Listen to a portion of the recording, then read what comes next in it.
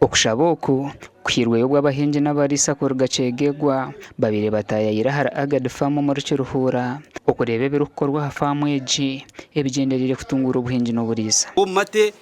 tuhiyamu amazuta tuyihamu yogati tushomisa abantu za ice cream kandi iyo twanyengera kushomesa abandi abavuka mbakubiriza kubanga abavuka abasinga obungi bagenda ne bagati bayina mirimo neze mirimo ndabagijjudde kubanga ebintu ebisinga obungi byonna webiri naye buli omwe ayagala kukera ncha kwesiga bizigo kunaaba na kukola kininga tayinaawo kintu kyonna kyayiza abantu banyi nnyo abantu bene mu kyalo basuubula enkoko basuubula amagi ekyo kyonna emirimo bagirekayo abakazi abarukorera engaro kutunga buri kimwe kurwa abashija babo bashabirwa kuhindura imiteekateekere erijende ebintu bikahinduka twacenda abakazi kurindeza akameza abakazi nitwe twine kwejumbira omu projects za government kugira ngo nitwe twebiseho mbwe nabo abantu abo kureba abo twayita ku training akuruga Kamwenje na n'ahandi districts ezindi nitwenda ngo buri omwe wena arebwe yakore kikubasika yayongera umutindo abinte byayine mukuru wa Agad Farm ashabira bina amatongo n'emisoro ko bereberera kurungi okugira ngo bihemwe amagoba ubwigante no kumanya yiruka gihereze hatete wana no kugira amate note ko gikundire uje byo kurya birungi yane kama akantu ka Bill Gates mukitegereze ugitereho ka music yako mukije yera kure nagani gaza kutigara umumbiri egagireta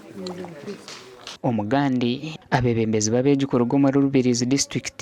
nabashabwo kubecho kureberaho okushabwo kukoza urwo mu mushomo ogwa abebembezi babeji okukorirwa hari St Thomas Vocational School tinka district ya Rubirizi bitaka wino chance kugira ngo organization yeje zo mashobora gitaga okay arengorwa regional and national level other schools have been participating and to maximum the message indi kubaha batakabira bebembezi babagenzi babo mu mashomero batakabira ba prefects bine kubanza kumanya ngunabeji bamanye ngo kibatira ishomero no kushoma head girl mu rungi ninga head boy mu rungi nawe nabana nakurura abandi ombyo kushoma to kusemba mu class deno kiza kwika sembro keyanzura ngo tinde head boy abantu babone kwikiriza mukuru wa Uganda Secondary Schools Prefects Association ahabwa Rubirizi araganisa kutungura enkwataniso mbeje n'abashomesa babo chwero kumaraho bwesharingo mu mashomero. And me as the president, I'm going to work with my cabinet of 7 people so that we conjoin the prefects with corporations which will bring in more cooperation to the schools of Rubirizi.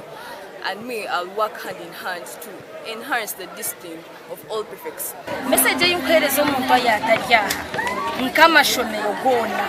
obago mu Rubirizi obaga heru ya Rubirizi bagume bakore mentorship bakore mentorship nko kwegesibwa nko kondo mu kirasi bagume bakore kintu eki beta bana bona babereke nguna warugo mu ishomero na washohuro mu ishomero life is there after school. Gasha kwa Sandike William na Onesimus Ndianabo.